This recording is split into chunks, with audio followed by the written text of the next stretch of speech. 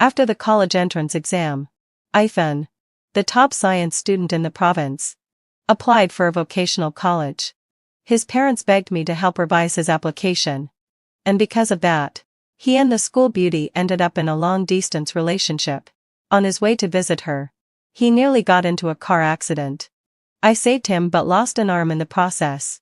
Out of gratitude, he married me. But for the next 10 years of our marriage, he despised me. He said I had manipulated him morally, that I robbed him of the love of his life. And when he finally discovered that I had been the one who altered his college application, he drove drunk and ran me down. As I lay dying, he begged me, if I could lead this life again, could you please stay away from me? If I could lead again, then fine. I wouldn't change his college application. The news made headlines. Top science student chooses vocational college for love. Yvonne, why did you change my college choices? Why wouldn't you let me be with Chloe? Are you that jealous? Do you really have to chain me to your side forever? You've taken away the love of my life. Are you satisfied now? I truly hate you. Yvonne. Go to hell. Please. If there's a next life, don't ever come near me again. I lay bleeding on the concrete, his cruel words echoing above me. I couldn't tell what hurt more, the pain in my body or the pain in my heart. 10 minutes earlier, Afan and I had been arguing. His mother had slipped up and told him the truth, that I was the one who changed his application. The reason he and Chloe were separated. He blamed me for ruining his life. Yet I could still see it so clearly, our wedding day. The moment he lifted my veil, his eyes bright with tenderness and joy. He'd said I was the woman he loved most in the world. His one and only. But now, he said I'd cost him the love of his life. I wanted to tell him I was pregnant. Could he please save our child? But when I met his cold, pitiless gaze, the words froze in my throat. Forget it. So be it. Ethan, if there's another chance, I won't love you again. Maybe it was fate. Or maybe heaven finally took pity on me because I was reborn. Back to the day Chloe transferred to our school. Just like before, Ethan was on the basketball court, and Chloe, blushing, ran to him with a bottle of soda. What did I do last time? I'd stormed up, slapped the soda from her hands, and offered him my thermos instead. Chloe's eyes had turned red like a frightened rabbit's, and she'd fled amid laughter from our classmates. Afterward, Ethan scolded me for being possessive, but he'd forgotten he was allergic to orange soda. Yvonne, what are you spacing out for? Some girl's flirting with Ethan, aren't you going to go claim your man? My desk mate nudged me urgently. I looked toward the court. Ethan happened to glance back at me. His eyes filled with nervous anticipation. For a moment, I was dazed. Yes, back in high school, Ethan was a star, everyone's dream. When we first entered school, he'd even made a bold declaration out of fear that I'd be bullied. Yvonne's mine. No one's allowed to mess with her. Everyone said I was Ethan's precious jewel. Touch Ethan if you want. But touch me, and he'd go insane. We were, as novels say, childhood sweethearts. Our parents were neighbors.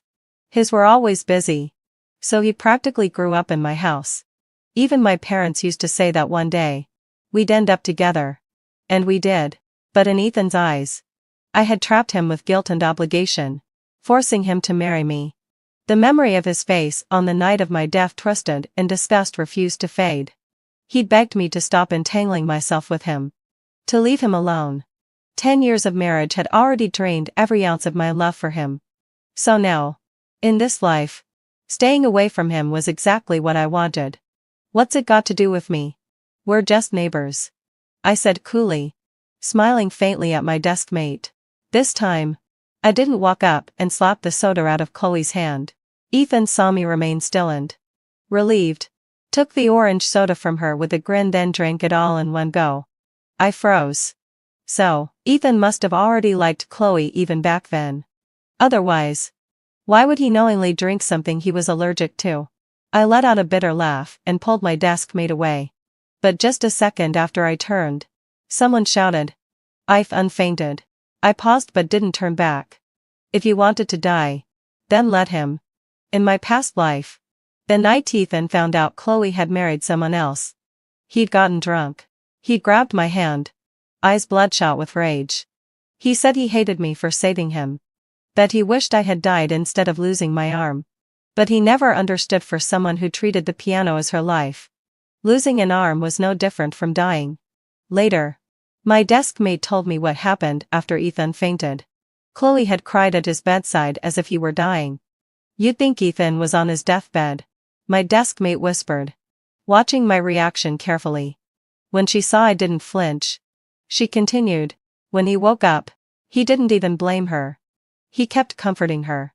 Everyone says Ethan likes Chloe. Right?" I finished for her. She nodded, hesitant, worried she'd upset me. "Everyone knows you and Ethan. We're just neighbors." I lowered my head and opened my textbook. 10 years without studying, I wasn't sure how much I still remembered. It didn't take long for word to spread that Ethan and Chloe were dating. Everyone waited to see my reaction. After all, childhood sweethearts rarely beat the thrill of a new romance. Ethan, worried I might cause trouble for Chloe, even came to warn me himself. "Yvonne, Chloe's timid. She's alone here with no one to rely on. You have lots of friends, and your parents. If you're angry, take it out on me. Don't hate Chloe." I looked at him. There was guilt in his eyes. And a trace of nervous pleading. Ethan. We're just neighbors. Why would I target your girlfriend?" He exhaled in relief, but there was also a flicker of something he didn't notice himself, disappointment. After that, Ethan was even more public about his affection for Chloe. The courtside seat that had once been reserved for me now belonged to her. Everyone in school knew Chloe was his precious girl. Untouchable. That was Ethan. When he loved with his whole heart. And when he hated, he destroyed with it. Otherwise, how else could he have been the one to kill me himself? Sometimes, when we passed each other in the hall, I pretended not to see him. My parents would ask why Ethan and I no longer went to school together.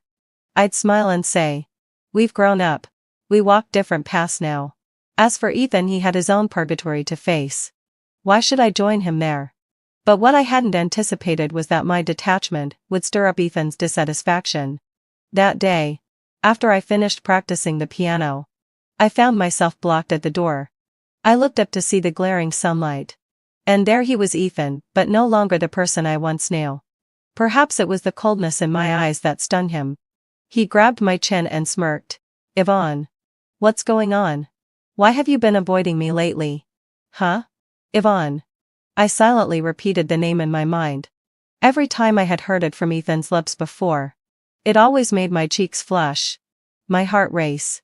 Now, though, it filled me with revulsion.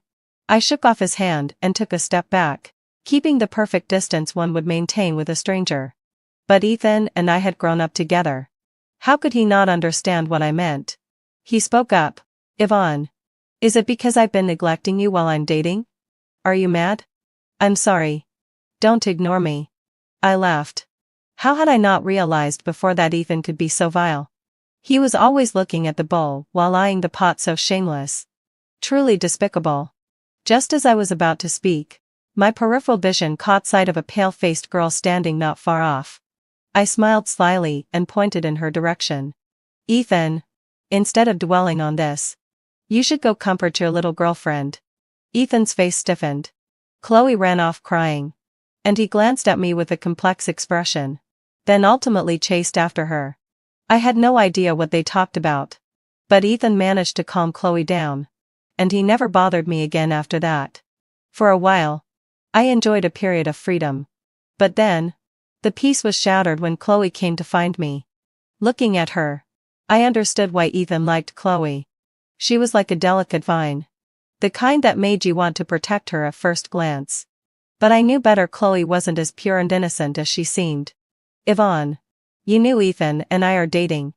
Why are you still trying to seduce him?" She cornered me at the piano practice room door. And I had to admit, the two of them were a perfect match. Even the places they chose to confront people were identical. They both seemed to think the world should revolve around them. I ignored Chloe. After all, I had already exhausted my patience with these petty jealousies during the 10 years of my past life. I lifted my leg, ready to walk past her, when Ethan hurried over. He wrapped Chloe in his arms, eyes narrowing in suspicion as he stared at me. He furrowed his brow and questioned me. "Why are you making trouble for Chloe?" I paused in my tracks, pointed at the surveillance camera above us, and said, "If you're blind, maybe you should check the footage?" Ethan, you really are an idiot. Oh, and by the way, can you tell your girlfriend to stop coming after me? We're just neighbors." With that, I turned and left without a second thought. I had long grown accustomed to Eve and defending Chloe without reason. In my past life, even on the day of our wedding, Chloe had suddenly stood up and announced she wanted to be my bridesmaid. She joked, saying it was to fulfill the regret of not marrying Ethan. She wore a white dress, clearly prepared in advance. She was certain Ethan wouldn't refuse. And he didn't. But I lost face. Ethan had always felt guilty towards Chloe, even though it was she who had initiated the breakup, who had fallen for a rich second-generation guy and cheated. Ethan had been on his way to reconcile with her when he got into the car accident. I had quick reflexes and pulled him away, but I was the one who got run over by the wheels, leaving me with a permanently disabled hand. Afterward, Ethan woke up and proposed to me. I still remember that moment. Ethan on one knee, his eyes filled with love. He said, "Marry me." He said, "I love you." He said, "I want to take care of you for the rest of my life." I told Ethan that he didn't need to feel guilty, that saving him was my choice. Later, I learned that on the day of Ethan's proposal, Chloe had gotten married.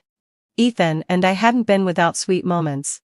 In the 3 years after our marriage, we had shared some genuine affection. But not long after, Chloe divorced the rich second-generation guy. And Ethan seemed to lose his soul. If he loved her so much, why did he keep bothering me? Thinking of this, I unscrewed my thermos, turned around, and splashed the contents of it right into Ethan's face. Mockingly, I said, "Since you can't think clearly, let me help wake you up." After that, Ethan and I were completely estranged. He was busy basking in his romance with Chloe, while I focused on practicing the piano and working on my studies. Finally, handing fulfilled of Phi.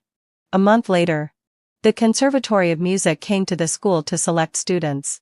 My selection was expected, but what truly surprised me was that someone else had been chosen as well. Chloe. This intrigued me. Wasn't she the one who claimed to have grown up in an orphanage? How could she play the piano? In my past life, Chloe hadn't shown any such talent. Her selection caused quite a stir. After all, there was only one spot available. It was clear that Chloe and I would be competing. My desk mate was anxious for me, but I remained calm. With over 10 years of piano practice behind me, there was no way she could outdo me. "Hey, have you heard? Chloe's selection? Apparently, hadn't fulfilled Leah." Ethan helped her pull some strings. "They say with her grades, she wouldn't have made it to a big university, so he got her in through the back door. That's too spoiled." "What about Yvonne? Isn't she the one who's been abandoned and while the childhood sweetheart falls for the newcomer?" I rested my head on the desk, paying no attention to their gossip, but my desk mate couldn't hold back. She slammed her hand on the table and shouted, "What nonsense are you all talking? Yvonne's piano skills, can anyone compare to them?" I raised my head, amused, and tugged at her sleeve to calm her down. Just then, Chloe burst through the door, tears streaming down her face. She pointed at me, crying pitifully. "Yvonne, I know I took Ethan from you, but I really love him. Even if you look down on me and think I don't deserve to compete with you, you don't have to talk about me like that outside." Chloe sobbed, but she stood resolutely, making it hard not to feel pity for her.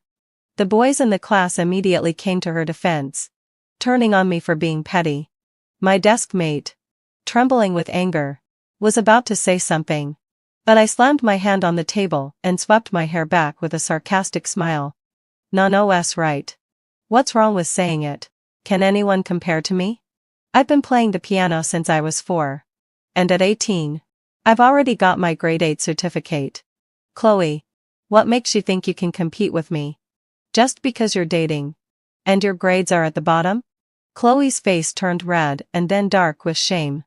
And my desk mate couldn't help but laugh loudly. You wait. I'll definitely get in. Chloe muttered her last words and ran off. I didn't let her threats bother me. Not everyone was worth my attention. Ethan didn't deserve it. And Chloe even less. I had originally thought that with Chloe making a scene, Ethan would come to her defense. But this time, he acted strangely. When I ran into him on the road, he couldn't even meet my eyes. Looking somewhat guilty. It wasn't until the day of the selection that I realized why. My right hand was injured. And I couldn't participate in the competition. Only then did I understand where Ethan's guilt had come from. He really did it for Chloe, resorting to such underhanded tactics. But then again, in the previous life, Edding fulfilled my desire. He hadn't hesitated to run me over with a car. How could I be so naive to think he'd have any mercy on me? Before I took the stage, Chloe whispered in my ear, laughing brightly. Yvonne. So what if you've been playing the piano since you were 5? You've hurt one hand now. Let's see how you can compare to me. Actually, Ethan had come to me before the competition. He wanted me to drop out. Yvonne is nothing. Can't you let her have it? Without thinking, I slapped him across the face. Even though I'd long given up on him. That didn't mean I wouldn't feel angry. Just because of Chloe. You secretly put razor blades in my drawer to make sure I couldn't compete? I raised my other injured hand, the bandages stained with a faint trace of blood, and Ethan looked at me with impatience. He said, You've only hurt one hand. Chloe, having fulfilled my obsession, on the other hand, might lose her future. Chloe's future? What did that have to do with me? If she had no talent, why not focus on her studies? Now she wants to blame someone who worked harder than she did. How ridiculous. That was the point at which Ethan and I completely severed ties. But when I took the stage, Chloe's smile quickly froze. And she couldn't hide her displeasure. She never imagined that I could still perform with just one hand. It was luck. Really not that I was exceptionally talented. In my previous life, after I got hurt trying to save Ethan, I didn't give up. Even though I couldn't perform on stage anymore. My love for the piano never faded. That's how I learned to play with one hand. Though the repertoire was limited. The piece I played that day was the one I had practiced for 10 years. Day after day. As the music filled the air, I stopped looking at Chloe and immersed myself completely in the performance. When the final note echoed through the hall, the audience erupted into applause. And Ethan's stunned admiration was clearly visible. Though he quickly tried to hide it. And Chloe's refusal to accept it was obvious. Yvonne. You're incredible. You can play the piano with just one hand. No wonder you're the class prodigy. I'm impressed. I take back what I said. Not just anyone can compare to you. The competition after that was smooth sailing. And I successfully received my acceptance letter from the Conservatory of Music. Time flew by. While we focused on our studies, Ethan and Chloe were still busy showing off their relationship. But even so, Yvonne's grades remained at the top. It wasn't until the college entrance exam ended that everything changed. On the day of the college application, Ethan's parents, who were usually away, came knocking on my door. I was surprised when I opened the door, almost not recognizing the weary couple standing before me. Uncle, Helena Leonardo well say. Aunt. What brings you here? Ethan's parents were hardly ever home. Not even during holidays. Why were they here now? My parents were just as surprised. But they quickly ushered them inside. Ethan's mother drank a sip of tea. But when she spoke, her voice trembled. As though she had just suffered a huge blow. Yvonne. I know you're the closest to Ethan. He's insisting on applying to a vocational college for a girl. Could you please talk to him? Ante, con Yvonne no sai. I'm not really close with Ethan. I can't persuade him. I refused without a second thought. They had just sat down. And I already knew what they wanted. In my previous life, Ethan's mother had asked the same thing. She had begged me to secretly alter Ethan's college application. But after all the pain I'd endured, how could I go through that again? My father shot me an annoyed look, but stepped in to smooth things over. Oh, you see how it is. She'll talk to him. Ethan's like a son to me. I can't just stand by and watch him ruin his future. My father still didn't know that Ethan and I had completely cut ties. Even though he was unhappy about Ethan dating, he had known Ethan since he was a child. How could he not feel some attachment? Now the four of them took turns pleading with me. Ethan's mother even knelt in front of me, tearfully gripping my hand. Yvonne, having fulfilled my sigh. I'm begging you. You don't know. This child threatened and to kill himself if we didn't approve. He said he'd jump off a building if we disagreed. In that moment, the memories of my previous life and this one blurred together. It was in this moment of weakness that I'd agreed to Ethan's mother's request, and then I'd secretly altered his college application. Later, Ethan's mother accidentally let it slip, and Ethan exploded with rage, nearly overturning the house. He even blamed me for his long-distance breakup with Chloe. If it weren't for you, Chloe and I wouldn't have to be in a long-distance relationship. She would never have broken up with me. That day, Ethan had grabbed my neck, his eyes bloodshot with fury. He told me he wished I were dead. He said, "Why didn't the car kill me when it had the chance?" Bringing myself back to the present, I pulled my hand from his mother's grip and helped her up. I sighed softly. "Auntie, it's not that I don't want to help. Ethan and I have severed ties. There's nothing I can do for him. In this life, I've learned to let go of the past and respect the fates of others. Without my help, and with Ethan threatening his life, he eventually got what he wanted. The top science student in the province, landing in a vocational college. And news was a sensation for a while. And Ethan's parents, thoroughly disappointed, cut him off financially, deciding to let him figure things out on his own. As for me, having fulfilled what I had already received my acceptance letter from the school of my dreams. None of this concerned me anymore. But at a class reunion, it's hard not to run into each other in a city as small as Zhongcheng. From a distance, I saw Chloe blushing, arguing with Ethan. In the end, Ethan, clearly irritated, turned and walked away. After he left, Chloe noticed me. Oh my! Her gaze, did she think I was eavesdropping? Clearly, having fulfilled what I'd say. She did. Yvonne, give up. Ethan will always be mine. This time, I won't let you steal him from me. I quickly caught the hidden meaning in Chloe's words. This time? What did she mean by that? I replayed the strange look in Chloe's eyes and realized she was different from before. Although she had never played the piano during the competition, her performance wasn't bad even though I was better. A thought struck me, could it be that Chloe, too, was reborn? Someone called my name from behind. But I didn't have time to think. I simply told Chloe, I don't dig through garbage to find men. The new semester arrived quickly. Ethan's university was local, while mine was all the way in the capital. Before leaving, I deleted every bit of contact information related to him. This time, I was determined to start a new life, one in which the name Ethan would no longer exist. The only thing that broke that resolve was a single text from an unknown number. Yvonne, I'm sorry. Without hesitation, I blocked it. Over the next 4 years of college, I buried myself in study. I joined countless clubs, made new friends, and filled my days with purpose. In my previous life, my entire world had revolved around Ethan so much, so that I never realized how many small joys had been waiting quietly beside me all along. Of course, college being the season of youth, there were a few who tried to pursue me. But I had no room for anyone else in my heart. All I wanted was to focus on my future. In my senior year, I finally earned a spot in the international piano competition. In my past life, I'd received the same qualification only to withdraw due to an accident. Now, I could finally fulfill that dream. My parents flew in from Zhongcheng well before the competition. Every day, they hovered anxiously, cooking soups, giving massages, terrified I might make even the smallest mistake. On the day of the performance, as I glanced toward the audience, I saw someone I never expected. Ethan. For years had changed him. The boy who had once shone so brightly was now gaunt and haggard.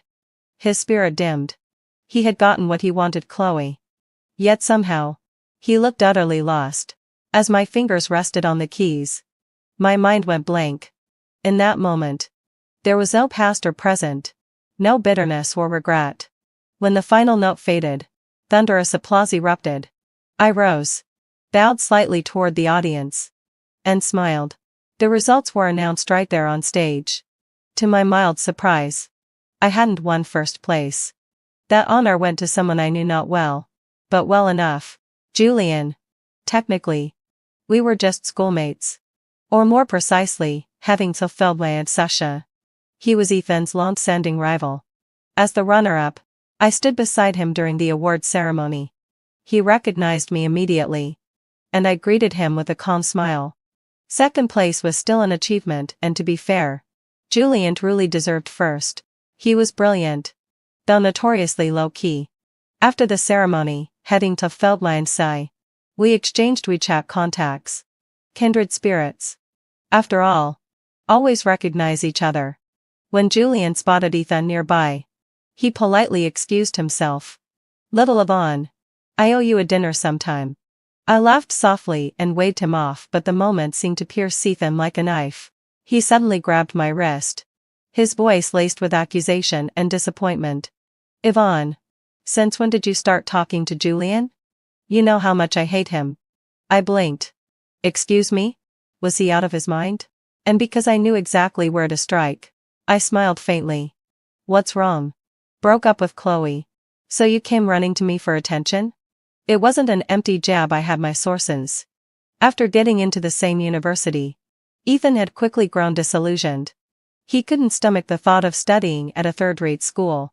Whenever he and Chloe fought, he would snap. "If it weren't for you, I'd never be stuck in this dump."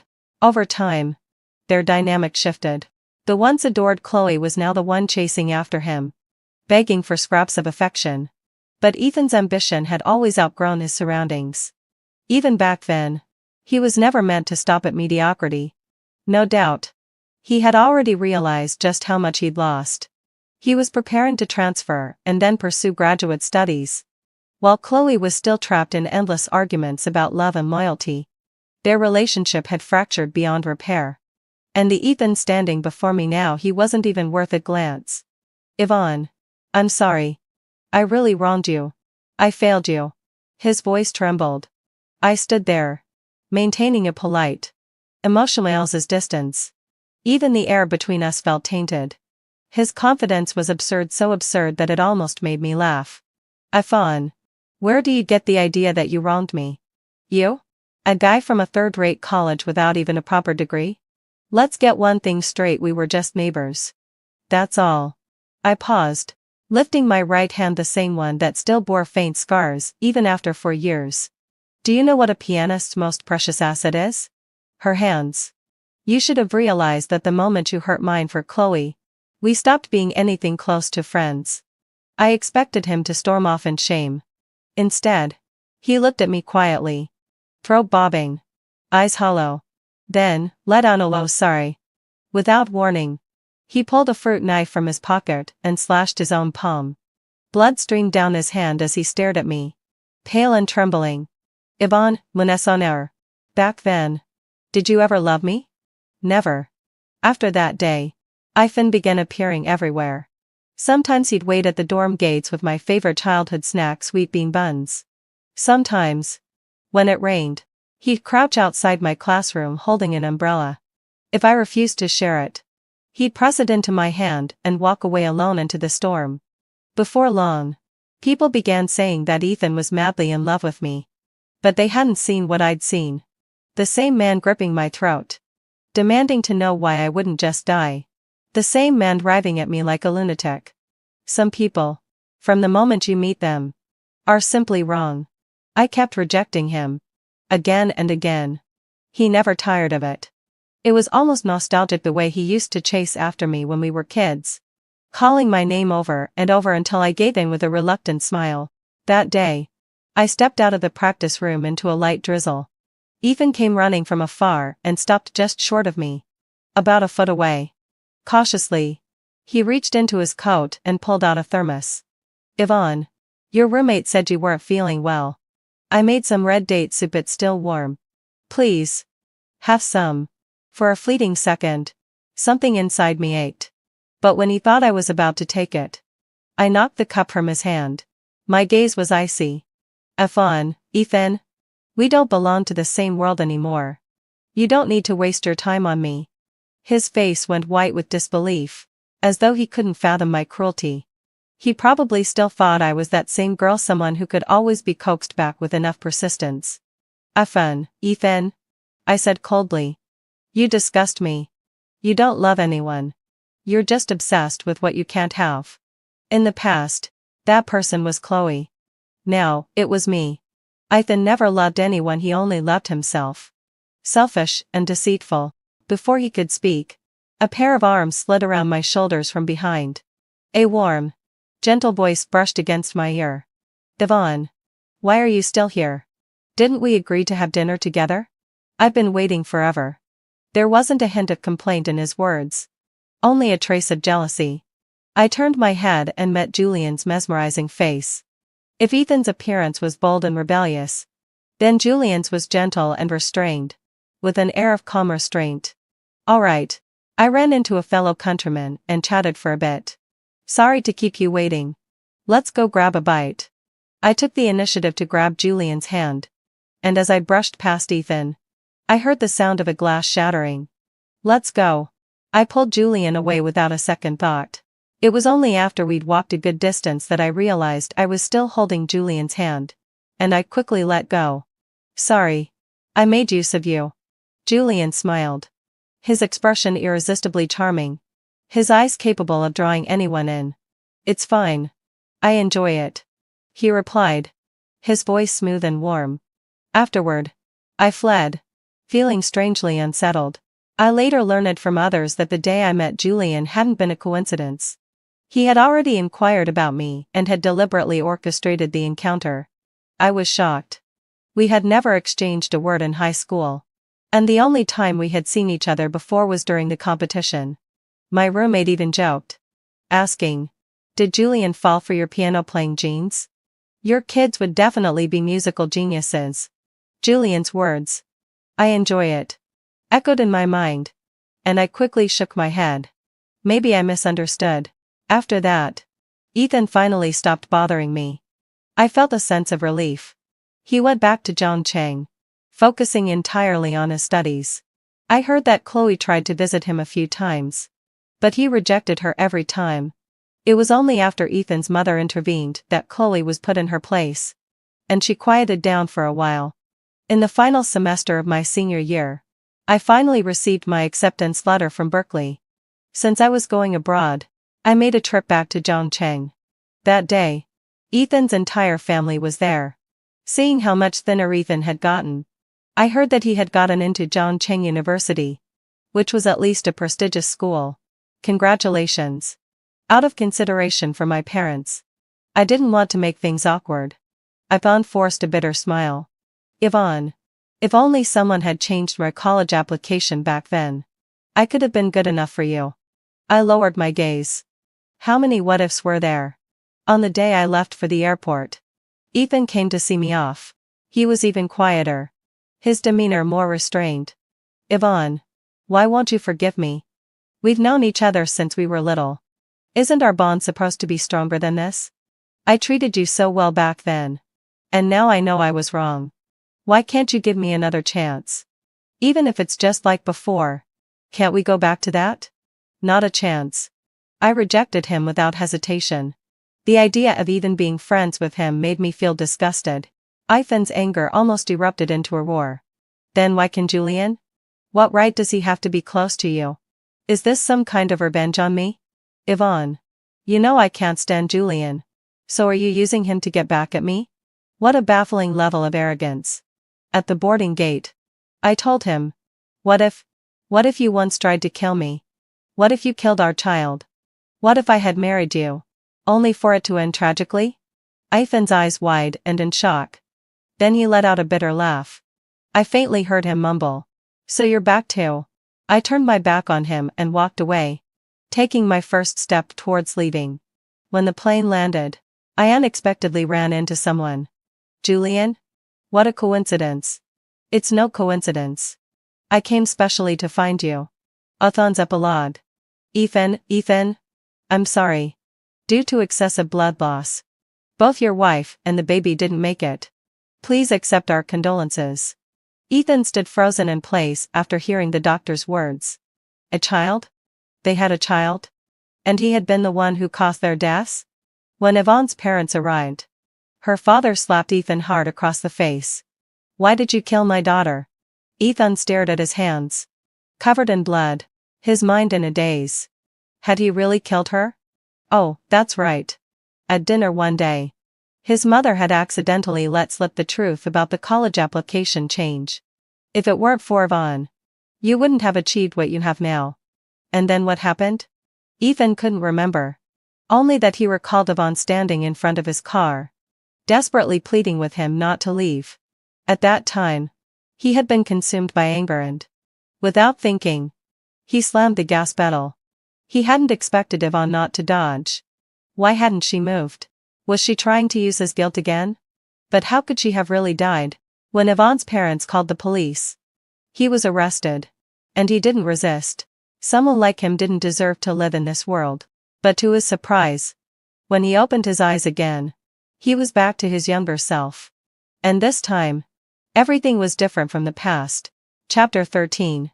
I had managed to get into the same university as Chloe, which seemed almost unbelievable. But it didn't take long before I grew frustrated. This wasn't the life I wanted. Chloe was so unreasonable, constantly worrying that I would rekindle things with Yvonne. At first, I didn't want to bother Yvonne anymore. She had achieved her dreams, and now she was shining so brightly.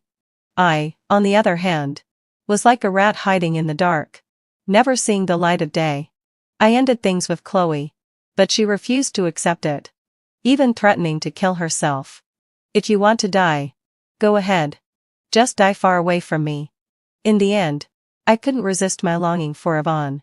I thought to myself, even if it's just one more look at her, it would be enough.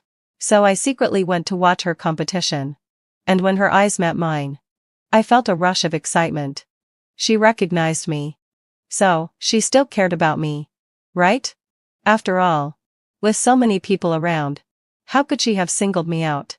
On stage, she looked so radiant and confident.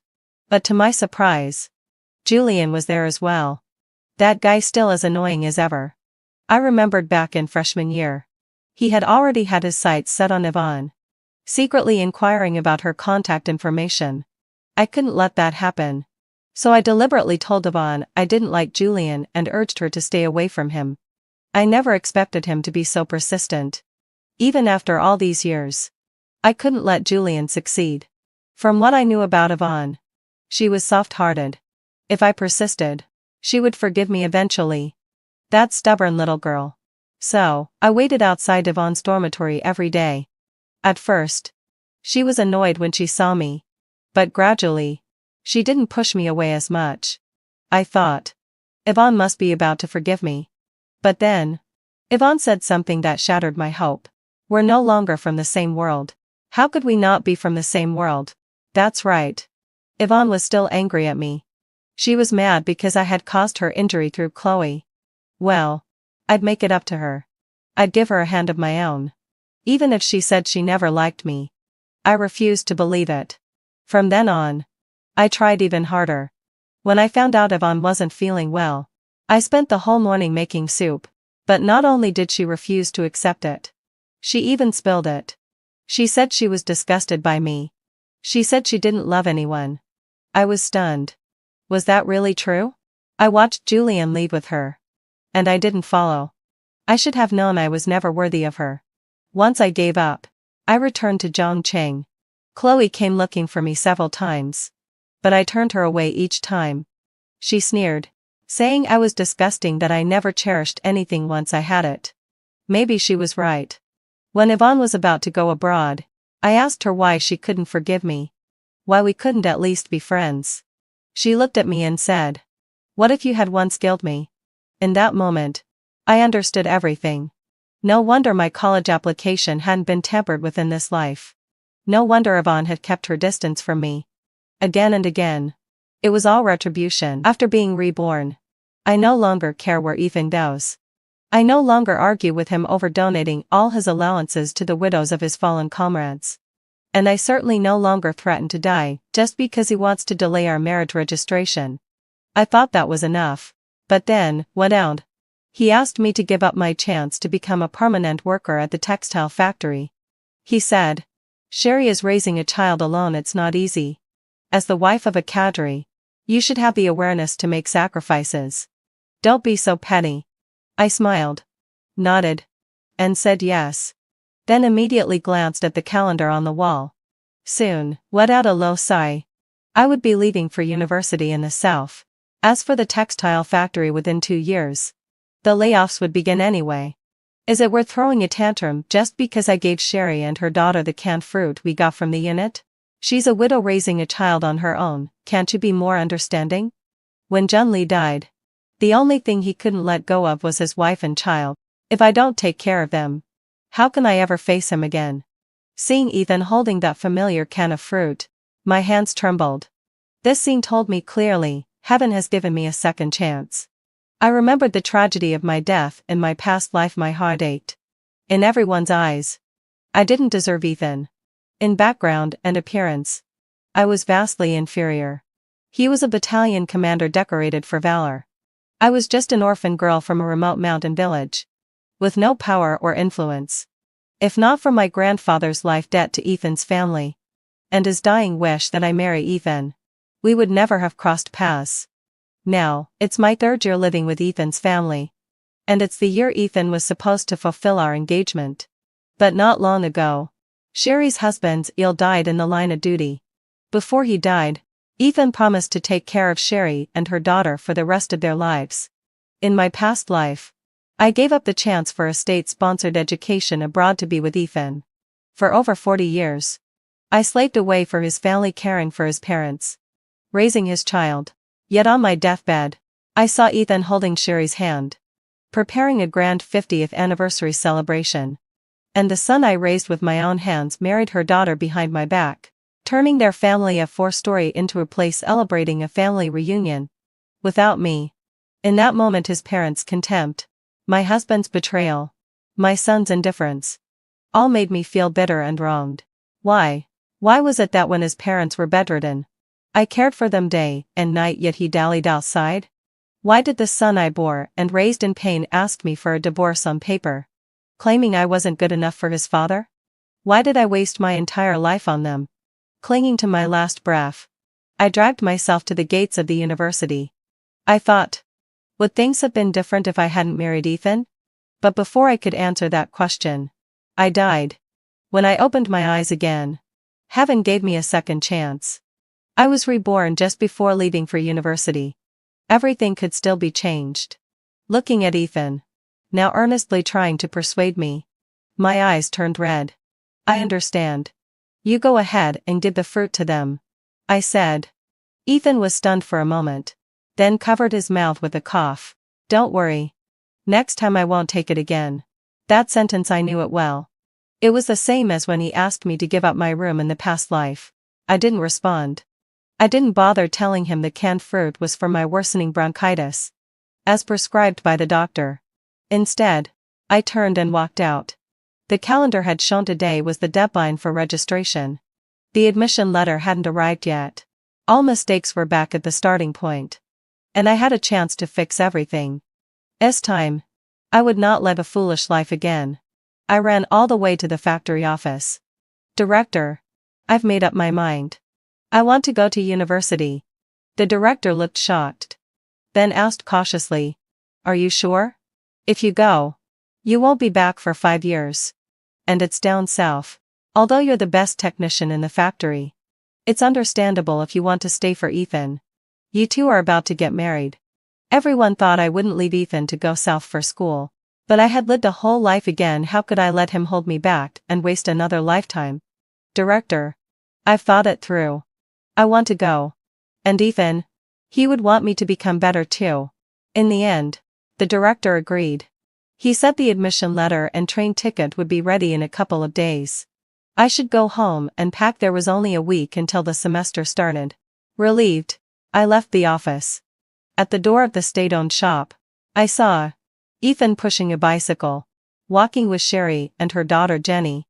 He wore his military uniform, tall and commanding. She wore a red synthetic dress, graceful and gentle. And her daughter Jenny was clinging to Ethan's arm, sweetly calling him daddy. Anyone would think they were a happy little family. I pretended not to see them and walked straight past. But sharp-eyed Sherry called out, "Yvonne, don't misunderstand, it's Jenny. She doesn't know better and keeps asking where her dad went." So Ethan kindly told her he'll be her dad from now on. Before I could respond, Ethan quickly added, "Don't worry. Yvonne isn't the kind to be petty. She's generous and understanding." I gave a mocking smile. In my past life, Jenny called Eve and Daddy for decades. At first, I felt uncomfortable. I argued with Ethan about it a few times. But every time, he would say, "Her father died for the country. They're just two poor souls. You, as the wife of a battalion commander, should be more understanding." Just like that, I swallowed all my bitterness in silence and endured them for a lifetime. But whoever tried to understand me?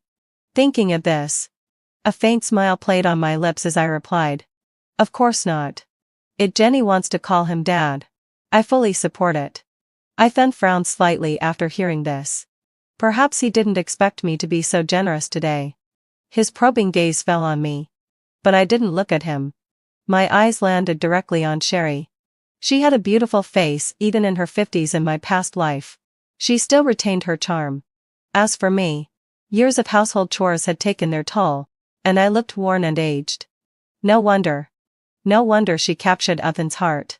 Just then, the shop assistant brought over the newly made dress. With just one glance, I recognized it. That was the fabric I had saved for 2 years in my past life, intending to make a beautiful wedding dress. Now, Ethan had given it to Sherry. An awkward look appeared on his face as he hurried to explain. "Yvonne, don't misunderstand. Sherry's clothes were a bit small, and I saw that there was some leftover fabric at home, so I gave it to her." I replied calmly, "It's fine. It's just fabric I was going to use for my wedding dress. And you gave it to someone else." Ethan's face froze. "I'm sorry. I didn't know. I promise I'll get you a new piece before the wedding." Sherry put on a pitiful look and tried to hand the dress back to me. "Sorry, Yvonne. Here, take the dress back. I'll just wear something a size smaller." Looking at the dress clearly not in my size, all I felt was disgust. "This color suits you. Keep it." Without sparing them another glance, I turned and left, ignoring their stunned expressions. After arriving home, I began packing my things. This two-bedroom apartment was a wedding gift from Ethan's grandfather. We moved in 2 years ago, but there was very little in this house that truly belonged to me. The only connection I had were the sweaters and scarves I'd knitted for Ethan over the years. I never got the chance to give them to him. Now, there was no need. I packed them all up. The next morning, I took them to the black market and exchanged them for 50 yuan. Although the factory was sponsoring my education, it was always good to have some money on hand. Afterward, I bought a few essentials and headed home. Just as I entered the residential complex, I saw the lights come on. Them was back. I was about to enter when I heard Sherry speaking in a soft voice. "Are you sure it's okay to give Yvonne's fabric coupon to me? You two are about to get married, aren't you?" Ethan replied, "It's fine. I've already applied to postpone the wedding with the team. There's still time. I'll make it up to her later." Sherry then said in a seemingly downcast tone, "That's nice. I'm so envious of you two. Unlike me, widow with a child tagging along." "Ethan, when you get married, will you still care for the two of us?" Without hesitation, Ethan replied, "Of course. Don't overthink it. As for Yvonne and me, if it weren't for the engagement my grandfather arranged, we never would have been together." I clenched my fists tightly to suppress the bitterness in my heart. Even though I had already decided to let go, it still hurt hearing my fiancé speak so unfairly about me. Once I'd composed myself, I walked into the house as if nothing had happened. Ethan immediately stood up. "Yvonne, you're back. I specially brought your favorite braised meatballs from the cafeteria. Come wash up and eat." I was stunned. In both lives, Ethan rarely did such things. As I sat down, I saw Jenny divide the 3 meatballs, one for herself, one for Sherry, one for Ethan. Not a single one for me. Seeing this, Ethan immediately gave me the meatball from his own bowl. The room fell silent, save for the noisy sounds of the child eating. After dinner, I locked myself in my room. Soon, Ethan came knocking. I opened the door impatiently, only to find that Sherry and her daughter were still there. Then Ethan spoke. Yvonne, Sherry's place has a leak and can't be fixed right away. I was thinking they could stay here for now. Your room is bigger. Could you move to mine and let them have this one? If this were the past life, I never would have agreed. But now, not only was I not angry, I even smiled and said, sure. They're the wife and child of your comrade in arms, it's only right. After all, in 5 days, I'd be leaving here forever. Who he let live in this house no longer mattered. The next morning, Ethan brought Sherry and her daughter back with their bags. I found them an eyesore. So it was perfect timing when the supervisor called me to pick up my admission notice and train ticket. So I went out. On the way back, I ran into Ethan's old superior, Mr. Chen. He heard I was going to university in the South and asked, "What about Ethan? Aren't you two getting married?" I shook my head. "We're not right for each other." Mr. Chen tried to persuade me, saying Ethan was the best match I could hope for, given my current circumstances. But he didn't know how much I had regretted marrying him in my past life. After asking Mr. Chen to keep this secret, I went home. As soon as I walked in, I saw Sherry wearing my apron, cooking in the kitchen. Her daughter was using crayons to scribble all over my favorite tablecloth. And Ethan, who usually had a serious cleanliness obsession, was watching Jenny affectionately without a hint of displeasure. I ignored them and walked straight to my room. Not long after, Ethan knocked on my door and handed me a bunch of fresh lychees. In this era, 30 yuan a pound was an outrageous price. Yvonne, I've cleared out my room. I'll sleep on the sofa tonight. You just rest in here. I nodded and took the fruit, about to close the door when Ethan hesitated and said, "I ran into your factory director today." Ethan said, "He told me that as long as you get converted to a permanent position, you'll be assigned a house." Yvonne, look, Sherry just started working at your factory 6 months ago. She's raising a child alone, it's not easy. Can you give up your spot for her? That way, she and her daughter will have a place to live. I think, as the wife of a battalion commander, you should have that kind of ideological awareness. Think of the collective. Be selfless and noble. In my previous life, Ethan said the exact same words to me. Because I couldn't bear to be separated from the little home we were about to build together, I turned down the government-sponsored university offer without telling anyone. But what I didn't expect was that the very next day, Ethan asked me to give up my permanent position for Sherry. I refused, and we had a big argument. In the end, he had no choice but to back down. The following year, Sherry, sponsored by Ethan, took the adult college entrance exam and went abroad to study. She eventually became a highly respected returning professor. But within 2 years, the textile factory faced its first wave of layoffs. Thinking about all this, I nodded decisively. No problem. I agree. Ethan was thrilled. He held my hand and said, "Yvonne, I'm sorry you have to sacrifice. Don't worry. Once Sherry and her daughter are settled, we'll get married. I'll definitely treat you well in the future." I nodded perfunctorily. "It's fine, Ethan. But sadly, there will be no future for us." In the next 2 days, I tried to avoid seeing Ethan. When he came home from work, I would make up excuses to hang out with the neighbors. 3 days before my departure, I returned home late at night from the neighbor's house and found the house in chaos. The luggage I had carefully packed was torn open, and the evaluation pieces I'd worked so hard on had vanished. Alarmed, I rushed into the next room and sure enough, Jenny was holding a pair of scissors, cutting my project pieces into shreds and throwing them around like trash. When she saw me, she didn't look the least bit scared. Instead, she lifted the fabric in her hand and said, "Auntie, your fabric is so pretty." I made clothes for my doll with it. Look. In front of me.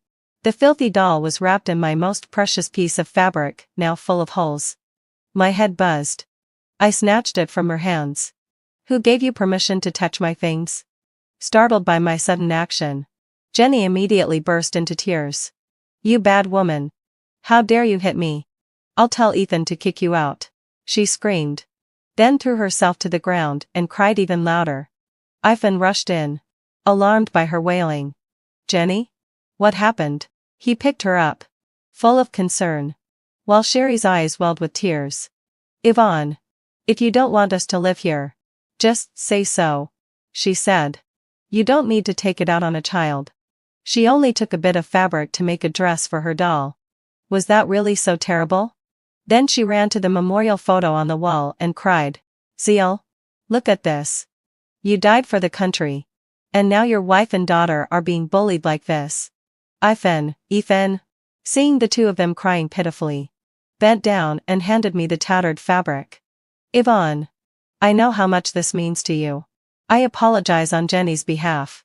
His gesture softened me for a moment. I never imagined he would take my side, but the next second, what he said froze my heart. But no matter what, you shouldn't be so petty with the child, Yvonne. Just apologize to Sherry and Jenny. And let's be done with this. Ethan furrowed his brows and looked at me with disapproval. I let out a cold laugh. Why should I? Behind me, Sherry started crying even harder. Jenny only accidentally ruined your stuff. At most, I'll compensate you as her mother. Do you really need to get physical with a child? I was so furious I laughed. I held up the ruined fabric. Compensate? How? These were all my evaluation pieces, months of sleepless nights and hard work. Tell me, how exactly do you plan to compensate that? Ethan's face changed. These were the pieces you stayed up all night working on? I didn't say anything, trembling with rage. Sherry tried to speak again, but Ethan stopped her and sent her to the living room. He closed the door and sighed as he pulled me into his arms. Yvonne, Jenny's just a child. She didn't mean it. You're an adult. Can't you be more forgiving? I know it's uncomfortable having Sherry and Jenny live here. I promise. They'll move out soon. Then we can have our life together. So please, be the bigger person and don't stoop to a child's level. Okay?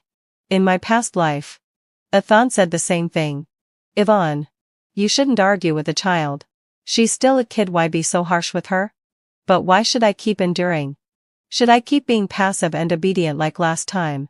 Wasting the rest of my life in silence? I looked at the ruined fabric in my hands beyond repair. Just like my relationship with Ethan, broken beyond fixing. I pushed him away, and under his stunned gaze, I picked up the filthy doll from the floor and threw it out the window. This time, I will not back down. After locking the bedroom door, I could hear Jenny screaming next door, crying her heart out over her favorite doll.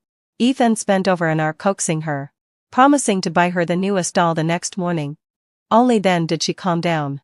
The next day, having fulfilled my session, the three of them walked out the door, hand in hand. I immediately took out the suitcase I had already packed and decided to leave early. Before leaving, I left behind a letter to break off the engagement, along with 2 lines. Ethan, I'm leaving. As for the engagement, consider it annulled. I know about the promises you made to Sherry and her daughter. I also know that I'm a burden to you. Well, now it's settled. Wish you both happiness. Then, let out a low sigh. I took the bus to the station and changed my ticket to the next available departure. Only after boarding the train did the tightly strung emotions of the past few days finally begin to relax. Looking out the window at the lush, vibrant scenery, my mood lifted instantly. In my past life, I wasted everything for Ethan's family.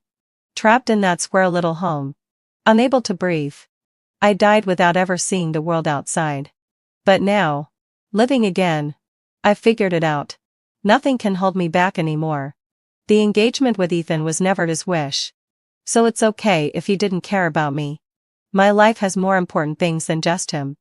This time, I'm going to university in the South as a representative from the factory. to study the latest textile technologies in response to the country's call for economic reform. Compared to that, Ethan seemed utterly insignificant. After more than 10 hours of swaying and bumping on the train, I finally arrived at the university. My classmates helped me register with the academic office. Soon the semester began. Sitting in the classroom, I felt as if I had been reborn. In my past life, I never had the chance to step into a university. I died on the streets. In this life, I cherish the opportunity deeply. Aside from eating and sleeping, I spent all my time either in the classroom or by the machines learning all kinds of textile techniques. Every time I listened to the teacher talk about the future development of the textile industry from the podium, an inexplicable bitterness would rise in my heart. I recalled how, in my past life, whenever I talked about university, Adon's mother would mock me. Jealous, aren't you? Sherry got into university with her own ability and even studied abroad. Not like you. Stuck at home as a housewife. But marrying Ethan was the luckiest thing that ever happened to you. A woman who only knows how to clean. What man would want that? You don't know how lucky you are. No wonder Ethan's own son isn't close to you. Just look at how patient and gentle Sherry is with kids. Telling them all kinds of interesting stories.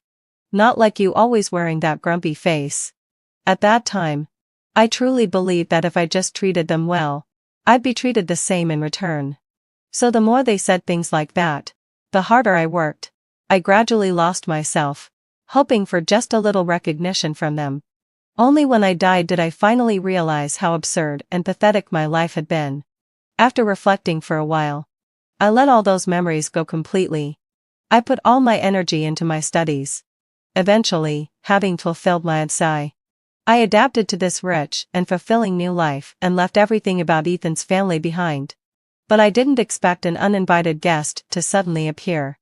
3 months later, I ran into Ethan again.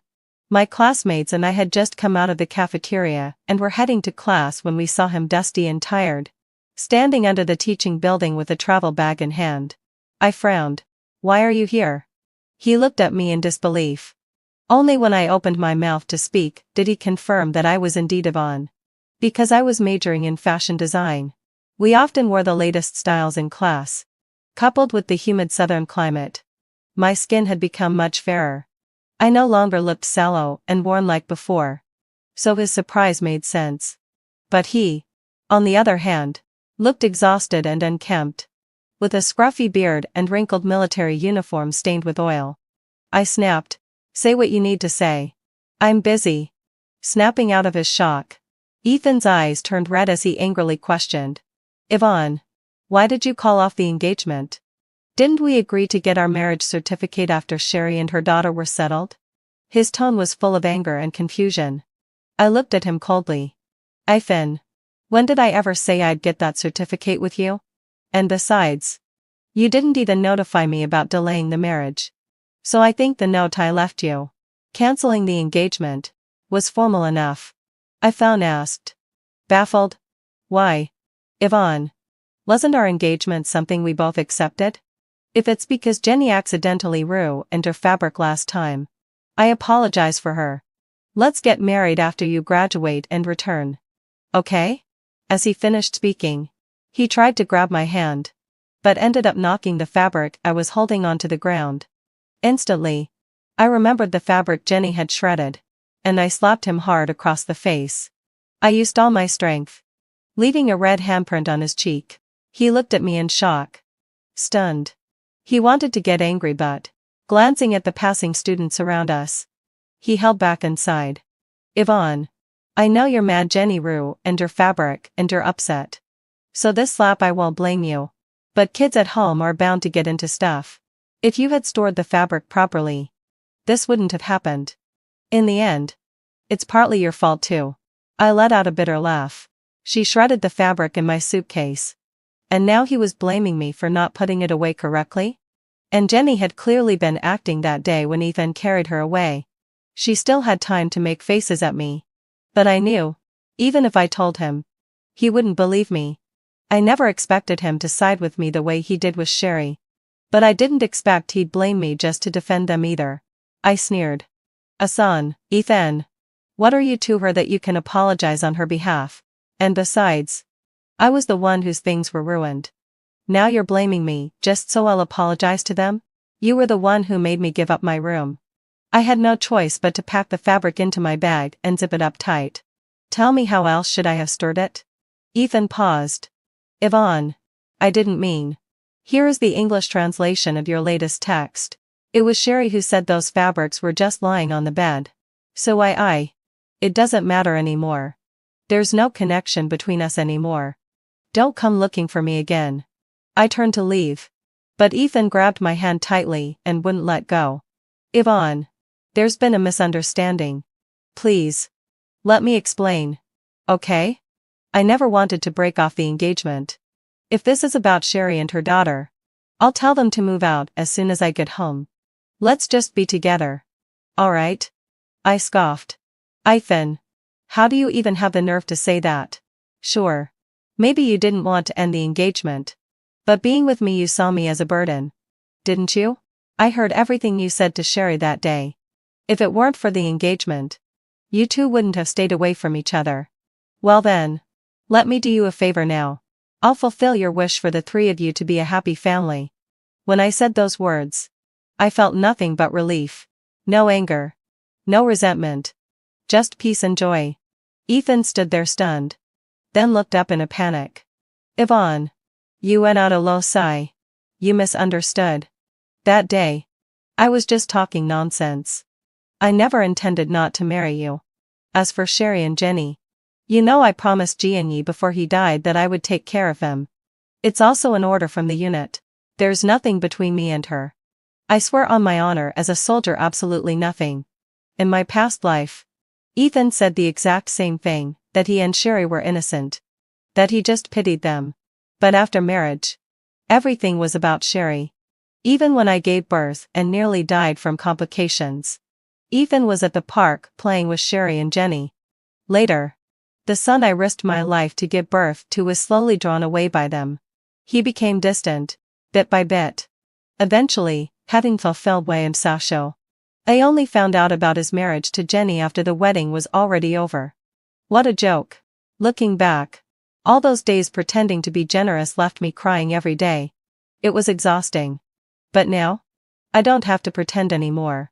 Because I really don't care. Expressionless, I looked at Ethan. She is your promise to your comrade. You should take care of her. But Ethan, I can't tolerate a husband who keeps abandoning me for another woman. That's it. From now on, you live your life. And I'll live mine. Let's not interfere with each other anymore. Ethan scratched his head in frustration. Yvonne. Why won't you believe me? I let out a mocking laugh. Why? Because I've already lived through that failed marriage once. There's no way I'm walking that road again. I couldn't help but recall that, in my past life, I'd even wanted to legally adopt Jenny. He told me he didn't want Jenny to grow up without a father. Like I did. He knew how much I hated that topic. But he brought it up again and again. For the sake of Sherry and her daughter. He stabbed me in the heart again and again without hesitation. Just like now, when he says there's nothing between them. But soon, they'll grow closer day by day. The thought made me sick. I didn't want to argue with him any longer. Ethan, enough. I've made up my mind in breaking off the engagement. After I left you, I realized the world outside is truly wonderful. The Yvonne who used to follow you around is gone. Leave. I don't ever want to see you again. I turned and walked away without looking back. The next second, Ethan tried to chase after me, but someone grabbed his arm. Yvonne. Are you okay? I saw this guy harassing you. The newcomer said. It was Ryan. My senior from the same department. The day I arrived at Nanchang railway station. He was the one who picked me up. On the way, I learned he was also from Beijing, but had spent a few years abroad with his uncle. Later, he got into this university. Now, he stood protectively in front of me, glaring angrily at Ethan.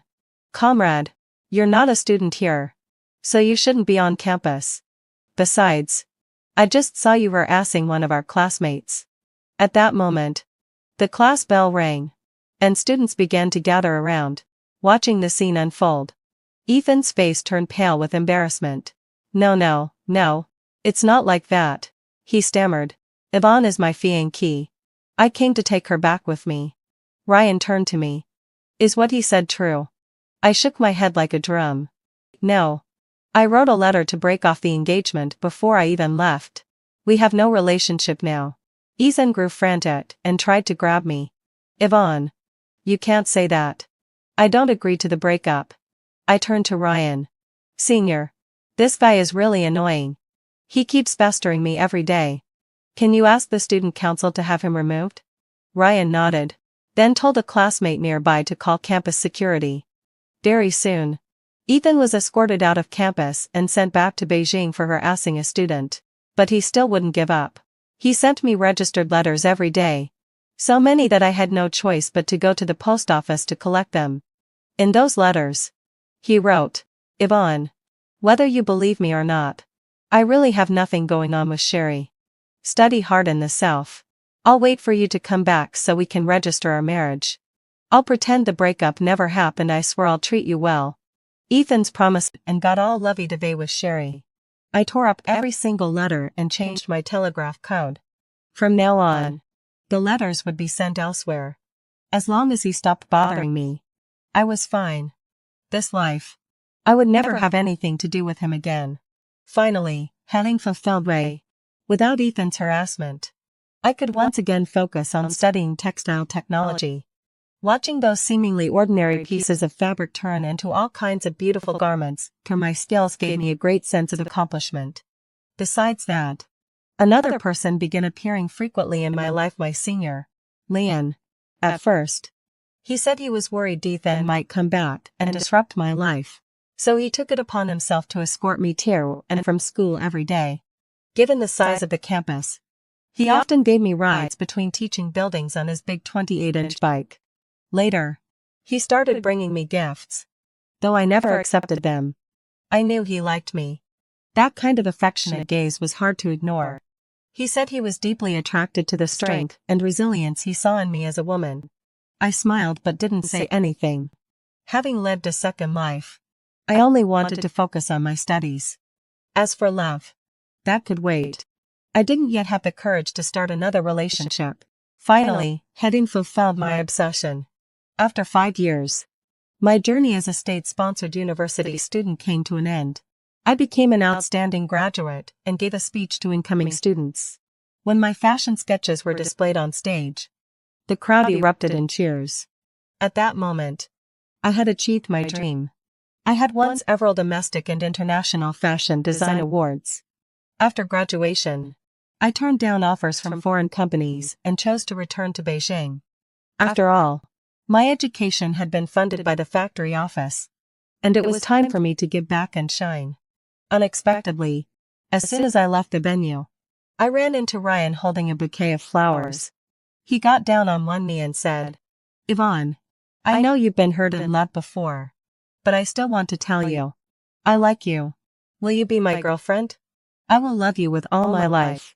His silent companionship over the past 5 years had gradually softened my heart. Amid the cheers of our classmates, my heart finally found its home. I will. The next day, we and boarded the train back to Beijing. On the way, we ran into Sister Wang from the cotton mill, who had gone into business. She told me that Ethan and Sherry got legally married last year. From her, I learned that after Ethan returned to Beijing from the university, he rented a place just for Sherry and her daughter.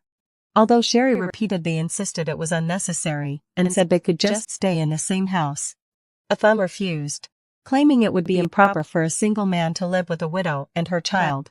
Because of the commotion Ethan caused at the university, his superiors learned about it and issued a disciplinary notice, stating that he could not leave Beijing without permission for 5 years. So he tried to write to me, asking for my forgiveness. Later on, Sherry frequently summoned and Ethan to their home, citing Jenny's illness or being bullied. One time, during the Mid-Autumn Festival, she got him drunk and they ended up in the same bed. The neighbors caught them the next morning. It caused a huge scandal. Everyone in the county knew. Since Jenny had always called Ethan Dad, people started to suspect that I had been driven away by this scheming mother-daughter duo. But I was already in the South, with no way to clarify. Eventually, having fulfilled what I'd sorry, the authorities suppressed the matter and ordered Ethan to marry Sherry. After saying all this, Sister Wang pointed at Ryan, who was holding my hand, and said, "Yvonne, you really have a good eye leading Sherry and her daughter early on, going south for college, and finding yourself such a handsome man. I think he's way better than Ethan." I smiled and said nothing. But deep down, I felt truly fortunate. Fortunate to have been reborn before entering university. Fortunate to have avoided the mess of my previous life. Fortunate to have found someone who truly loved me. After getting off the train, Ryan and I went to the factory office. Before graduation, a foreign manufacturer had contacted me about collaborating with the cotton mill. This trip was mainly to discuss that matter. After an afternoon of meetings, we decided to hold a mobilization meeting at the factory the next day. We would gather all the unemployed female workers and select a group of skilled ones for the project. When the clerk handed me the list of unemployed workers, I immediately saw Sherry's name. Just like me in the previous life, she was among the first group to be laid off. I raised my eyebrows but said nothing. The next morning, Ryan and I arrived at the factory. Suddenly, a familiar voice called out from behind, "Yvonne, you actually came back. I'm warning you. Ethan and I are already married. This has nothing to do with you." Sherry looked smug. Then she seemed to connect it to the day's meeting. "What? You heard there's a designer coming to hold a meeting today. So you shamelessly showed up to try to get a piece of the pie? Don't forget, you haven't been a factory worker for 5 years." Ryan tried to step forward, but I held him back and calmly replied, "Forget? How could I forget? Wasn't I the one who gave you the quota for full-time employment?" Sherry was instantly furious and pointed at my face, about to start cursing. At that moment, the factory director happened to step out of a car nearby and pointed at Sherry, saying, "How dare you shout at the new designer like that?" Sherry froze on the spot, her face stunned. "What? You mean, the new designer is Yvonne?" Sherry quickly changed her domineering attitude and put on a flattering face. "Yvonne, my dear sister, I must have mistaken you just now. Please don't be upset. You have to help us out this time. These past 3 years after getting laid off, our household has been relying entirely on Ethan's stipend. It's been so hard." Then she stepped closer and whispered into my ear, "Please choose me when selecting the female workers." Someone pleaded. I sneered and pushed her aside, entering the factory with Ryan. During the meeting, I presented the dress I brought from the South and explained its stitching. I then instructed everyone to produce a lining within half an hour. While waiting, I toured the cotton mill, a place where I had once toiled in my past life. Soon, went on a low sigh. Some had completed their tasks. After making my selections, I asked Clerk Xiaoli to announce the list of those retained. Shortly after, loud commotion erupted downstairs. "Yvonne, this is retaliation. You're just jealous that I married Ethan and ousted you. The child bride. I thought you were kind-hearted, but you're just a vile woman," Sherry shouted, hurling insults. The factory leadership called security to remove her and declared she would never be rehired. Before she left, I had Xiaoli fetch the lining she made and tossed it at her. "Sherry, this is your standard? Even the fresh graduates outperformed you. Why should I hire you? This isn't a charity." Enraged, Sherry broke free from the guards, pulled out a knife, and lunged at me. At the critical moment, a pair of hands grabbed the blade, blood streaming. Ethan glared at Sherry. "You're insane. It's one thing to torment me, but now you're harming Yvonne." Hurt by his disdainful gaze, Sherry collapsed, sobbing, "It's all your fault. Don't think I don't know you dream about her every night. Now that she's back, what about me and Jenny?" Ethan threw the knife aside, about to speak, but the guards arrived and handcuffed Sherry. She realized escape was impossible. In this era, violating public order was a serious crime, and prison awaited her. Yvonne showed no sympathy. I promised to take care of Jenny. Ryan quickly embraced me, trying to calm me, fearing I might be hurt. Beyond him, I saw Ethan's sorrowful eyes fixed on me. "Yvonne, can we talk?" For a moment, I barely recognized him. In my past life, Ethan was always spirited and dignified. Now, he stood unshaven, with graying hair. "I'm sorry. I've always wanted to apologize for the past," he said. Afterward, I punished Jenny. I was momentarily confused. "Can we start over?" I scoffed. "A phone, Ethan? Have you forgotten you're married? Do you enjoy infidelity that much?" Stunned by my coldness, he nervously wiped his hands on his pants. I can divorce her when I return. Wait for me." "Impossible." Fine, why then? Stop deceiving yourself. Can you honestly say you never had feelings for Sherry? You claim to care for her out of duty, but it was just a facade for your affection. I've thrived since leaving you, and you no longer deserve to stand beside me." With that, I took Ryan's hand and walked away without looking back. Behind us, Ethan's sobs escalated from whimpers to wails, from sorrow to regret. 2 years later, I became the owner of the first private clothing factory in Beijing. Our design dresses became household names, even featured on the Spring Festival Gala. That same year, Ryan proposed, and I saw unwavering love in his eyes. Soon, I was pregnant. One day, Ryan drove me to Beijing's largest hospital for a prenatal checkup. At the entrance, we encountered familiar faces. Since our last conversation, I hadn't seen Ethan. I heard he retired early and returned to the countryside with his family. Now, he was hunched over, pushing a wheelchair occupied by his mother, my former mother-in-law. She had recently fallen down the stairs, resulting in partial paralysis. Beside him was the grown-up Jenny. "Jenny, can you help Dad carry some things? Grandma can't move." And I. "Why should I? You're not my real dad. Besides, this old lady stinks. I won't do it," she retorted, running off, struggling with bags. Ethan pushed the wheelchair. As he passed me, he instinctively looked up and noticed my slightly protruding belly. He froze, unconsciously, having just felt my indiscretions. He pondered that if he had married Yvonne, they would have their own child by now. Instead of this, years passed. I had a son and a daughter, both devoted to me. Ryan really fulfilled his promise to love me with all his life. On my 60th birthday, our family of 9 spanned 3 generations. Filled with joy, my granddaughter insisted on seeing the roses Ryan bought for me. Upon entering the house, she mentioned an old man sleeping in the yard. I followed her out to check. To my surprise, it was Ethan. But he had stopped breathing. In his hand was our old marriage certificate, with "I'm sorry" written on it. I no longer needed it, because the roses in my arms were in full bloom, and I was surrounded by a loving family.